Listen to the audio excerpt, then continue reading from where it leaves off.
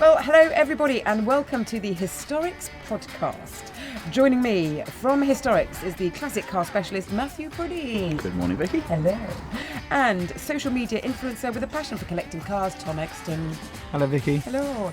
Matthew, can you please tell us where we are and why we're here? So we are at Windsorview Lakes. We're slightly al fresco because it is more of the outside venue. We've got a couple of big marquees here. So it's just outside of Windsor for our summer auction.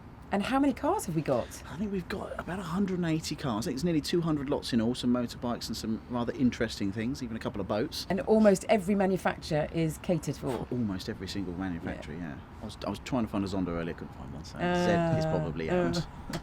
Coming up in the podcast, we talk about our favourite cars. We chat about Goodwood, the Festival of Speed, because that has just happened. We look at some questionable old car adverts. And of course, we take a look at what is in the auction that happens on Saturday. Tom, hello. Hello. What car did you arrive here in today? I turned up in a Ferrari Testarossa. Hey! Turned up being the appropriate thing there. Yeah, well, I got here in one piece, so we can't moan at this Good point. man. And you have one wing mirror. I have one wing mirror. I'd be told this is a design of the car and not just Indeed. been knocked off on the way. No. Do you know why they designed it like that? Go on, tell me. I don't know. No, as an owner, I was hoping that you would enlighten me. Apparently it was a design that came out with the early cars. It got shown at the motor show, and then various regulations, Ferrari just stopped it very, very quickly after. I think it was like 87 or 88 they stopped it. It's referred to as the Monospecchio. Yeah, See, I knew that nice. bit. Bit of a posh name for it, but yeah, much sought after. That and the knockoff wheels, much more sought after Testarossa. So Yeah, got good. both of those, Yeah. both in stock. What do you mean Yes. knock-off wheels? I'm thinking that they were illegal somehow. eBay specials. eBay special wheels. Not yes. eBay. Wembley Market. So a bit like old-fashioned, you could sort of knock them off and change the wheels less than having to sort of take the wheel nuts out as per the later models. So there's just little things that designate cars to being a little bit more valuable because fewer in make. A bit like flat four Jaguar E-types, of course. We also have a Testarossa in the auction, don't we? We've got two here, so we're full of Testarossas. Is one of them Tom's? No, we couldn't get hold of Tom's. He wants too much money. Yeah. Yes. No, but we've got two cars, actually two opposite ends of the spectrum. One low mileage, bit of provenance at the top end, and one that's a really nice, I think, very affordable car. It's the sort of thing that perhaps not my budget, but I think it's at a good level to buy a Testarossa. It'd be very interesting to see how those two go. What are the prices of those two? So we've got one that I think really affordable, which is I think 65 to 72, which sounds like epic value for a Testarossa, and I'm sure it'll probably go a little bit over the top, but who knows? It's auction. But the other one, which is I sort of say sort of the crisp of an example, really low mileage, better provenance. We've got that at 138 to 160,000 pounds. Bit of a wide estimate there, but we're thinking it's somewhere about the 140, 150 mark. So yeah, completely different cars, same mark, different buyers probably, but we'll see how they go. As I say, Tom's probably going to have a keen eye on that because if they go very well, Tom's going to be sitting pretty. If they go very well, I'll share it to the world. Yes. If they go very badly, I will not. If they go particularly well, I think I'll be on the phone saying, "So Tom, September, what do you fancy about putting a Testarossa?" I'm going to block you in advance. Another one. Damn it. Now then, first cars. Tom, what was the one for you? You're a Testarossa today. What were you when you were 17? It was 18 by the time I started driving, and I had to share. Slow. I know, I wasn't very quick off the mark. Thought I was busy even back then. I had to share a £400 Renault Clio with my brother. 1989 H-Reg, silver one with not colour-coded bumpers, with a massive exhaust on it, huge hi-fi in it, and we didn't even have the money for an alarm. So what we did, we drilled a hole in the dashboard inside and wired up a little flashing LED to the battery and put a brand of alarm on the windows to make it look like it had an alarm. Brilliant. Bit too much information there, No, but I I loved love it. it. It was great. And I presume the stereo was more expensive. Yes, we were For the car. terrified about the stereo being stolen. It was one of those boxes that had an amp and a sub within it. We had to Velcro it in the boot. Oh yes, I remember. So that. heavy. The back of the car was like leaning back, driving around. It was hell. Huge wheels on it as well. It looked like a roller skate. It was appalling, but we thought it was They amazing. were just all driving. They're just stereos with wheels back then. Yep. That's all it was. That was the most important thing about your car was alloy wheels and stereo. That was it. What else encased it? It didn't really matter. I don't think anyway. So mine was a Ford Fiesta, 1.1 litre, and I do remember I had RS wheels on it, RS Cosworth wheels on it, which, talking of knockoff, I think came from a body shop where someone had totaled their RS Cosworth. We knew friends of the body shop, so I purchased off them, stuck them to my Ford Fiesta, which then drove a bit like a tractor. But then, and I remember drives through Bracknell, it was, with roundabouts, a bit like Milton Keynes in that respect, and you could just go around it on rails, which was perfect because in a 1 litre Ford Fiesta there's no acceleration, so it's all about momentum. Yeah. It's all momentum. Love it. Mine was an MG Metro, and I had it because it had a rev counter. It was the only car I could afford that got a rev counter, so I was racing single-seaters at the time at Brands Hatch and what have you, and a racing car doesn't have a speedo, has a rev counter. So the MG Metro ticked that box, and it got red seat belts. Oh yeah. So interestingly, we've managed to pick 3 cars, none of which come into the auction. So obviously we weren't particularly connoisseurs there back then, were we? So what about favourite cars? Tom? Ferrari F12. Ah yes, the F12 Berlinetta came out in 2012. Yeah, good knowledge. Thank you so much. I remember going to the launch of it. I remember driving that car and I just thought, holy smoke, Batman, normal human beings are going to be let loose in this. 700 odd horsepower, just really visceral and a full-on experience when you were going for it big time. Absolutely terrifying. And you touched on a good point. I mean, with a normal licence, anyone can just get in it. Yeah, 740 brake through the back wheels. So very scary when you're on it. I just leave it alone. I just drive it like a grandma. Do you? Yeah, Do you? yeah. I just wet mode and just sit there panicking, basically, for the good of everyone. Well, I get that so much. Everyone always says, oh, you get to drive these wonderful cars. But it's the same thing. When you're in these modern cars, they are so powerful.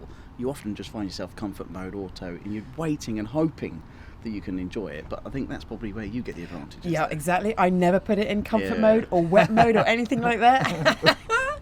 Matthew, what about your favourite car here today? What would you want to take home? Do you know, I always get asked favourite car questions. It's probably the most common question for us that work in this industry. Sorry to be so common. And it's always difficult because it's a bit ever changing. And strange enough, it's a car that I don't think anyone would pick, but there's an S65, big old barge Mercedes here, which I wouldn't say would be the most enjoyable car, but I just love the fact that it's just a great big V12, all power, luxury, stupidity, probably just cost me the earth. But I could use it every day and frighten the life out of myself. But as an auction negotiator, tomorrow will be different. Yes. It's always the case. Exactly. Any selling or buying regrets that you've had? Or joys where you've made an awful lot of money? I don't want to annoy any manufacturers because flipping is not seen as obviously I've never flipped a car. Things I regret buying. I played the game with Ferrari once and I bought a Lusso to get a Pista. Yeah. And that went financially horribly wrong for me. Because I'm sure why? Just lost a load of money instantly on the Lusso. Great cars, Yeah. but not if you buy them new. So yeah, that dumped a load of cash. But other than that, no, I've been pretty lucky on my cars. I've come out quite well on all of them. They've all been generally quite reliable as well. So no horror stories really, other than the kind of the game playing to get the limited bits from Ferrari, but that's it. But that's probably because you've done your research and you've picked cars which to an extent, yeah, and I kind of try and spot kind of market trends and stuff, and I try and buy things before they go up, and I'm kind of getting into the modern classics now, so touch wood. Do you ever find yourself being a bit impulsive?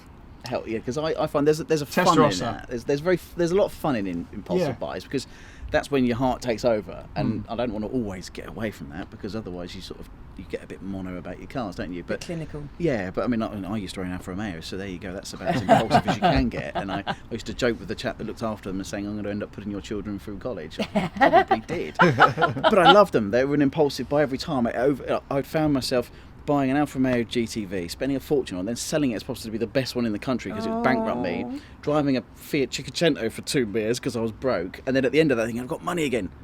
I'm going to buy another Alfa Romeo. And then the whole cycle carried on until I learnt better, which took years. Well, we have got an Alfa Romeo in the auction. I know.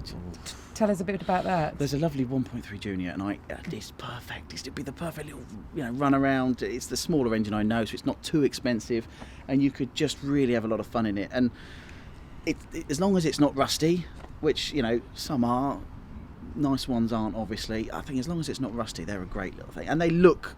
I think they look 3 times worth more than they are. You could turn up in a supercar car park, park your Alfa Romeo, that's true. and I think people would still, look up, not look down. Yeah. The thing is, in a car like that, you could either own Amazon or you could work in the warehouse, and no one would know. Yeah. Exactly, That- and there's and so that's- few like that now because generally the prices go through the roof. And I think the reason they're cheaper is because they're 1.3s, whereas everyone wants a 1.6, they want more power. But as I've said, with old cars, the fun is not necessarily about how quick you can go. Yeah. Because it feels quite daunting at any speed. And nowadays, when you get in your modern car and you've got ABS, traction control, and you'd struggle to hit something.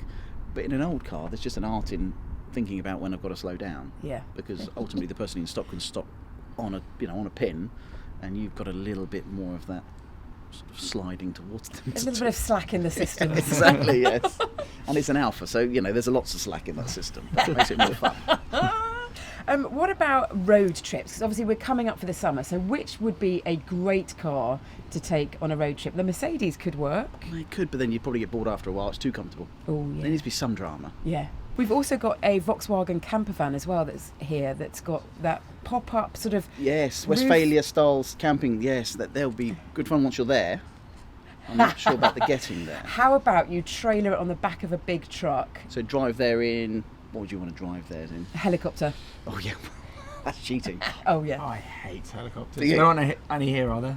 No, there's none here. Though, can't stand them. and this comes because I was seeing them at Goodwood the other day. They were coming in and out and in and out, and I did fancy a bit of... Clipping the trees on the way in. Did you see them?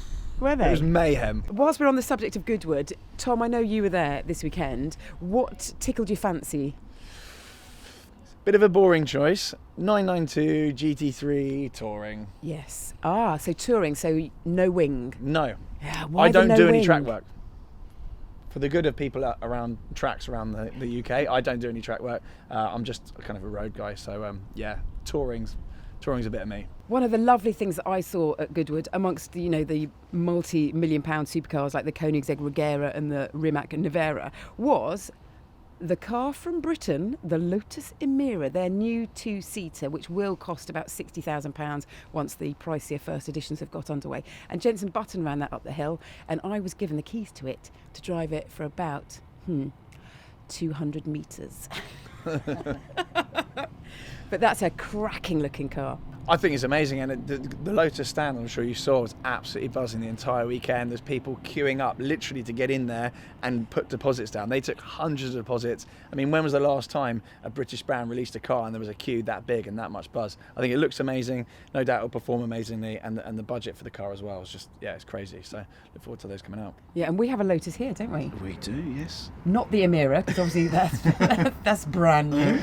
But we have an Elan. We've got an Elan Plus 2, haven't we, over there? Yeah. Yes. I think it's great, this upswell of British brands that are sort of coming into the modern era. So we're not just having this quintessential classics only, but they all seem to be very much on that electric trend as well, which I think, good point when we were talking earlier, me and Thomas, eventually you can see everyone driving these electric and hybrid cars, which I think will leave this classic market in its own sort of thing. We'll all want to remember and drive and have that experience where, being a Goodwood, you remember you're standing there and it's the noise 1 minute, and then the next minute the absolute amazement of how quick these electric cars shoot off of the line like an elastic band. But I think it's a really interesting way in which the entire motor industry is evolving, but is inclusive of these sort of classic, harking back to the old days of driving. I think Goodwood did that really well, actually. Tom, what are your thoughts on electric cars and potentially having them in your collection? I used to commute into London every day when I was in my finance job in a little BMW i3S, and it's probably the most fun I've had in a car around town for a long time. It was a little kind of hyper roller skate. It was amazing, but that was just to get to and from work. Yeah. When I actually want to go out and have a laugh and just drive for the sake of driving, it's got to be something with a silly engine and making a silly noise. But I think it'd be nice when it all goes electric, and if that's the way it's going, silent cars anyway, it'll be nice. People aren't just kind of ragging around in a V6 Touareg. They're just kind of doing the school run in a silent, clean car. That'd be really nice. So I'm looking forward to going electric, but hopefully the government doesn't stamp down too hard on us idiots with I live in this lovely little old village, and I don't mind someone blatting past in a V12 Lamborghini, but it annoys me when someone comes past in a Renault Clio with mismatching bumpers and a massive stereo, of course. That's a bit more annoying, isn't it? So the idea of everyone being electric from that is fine. I'd probably be annoyed now as well. Back then I thought I was the bee's knees. The coolest thing in the world. Yeah.